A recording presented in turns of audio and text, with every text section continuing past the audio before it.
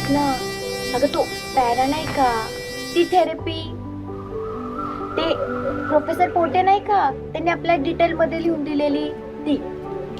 अगं जे नाही आहे ते राहू दे ना, पुढचं लिही. अगं पण पुढे काय लिहायचं बघ. मला आठवतंय आपण दोघींनी कॉलेज बंक केलेलं, पण मना होती लेक्चरला.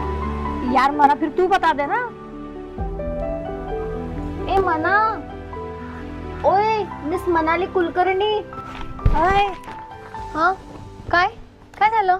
खरं तर हा प्रश्न आहे ना, आम्ही दोघींनी विचारला पाहिजे. What happen dear? कुठे काय? ए तू ना येडावणाचे पेढा मत खा.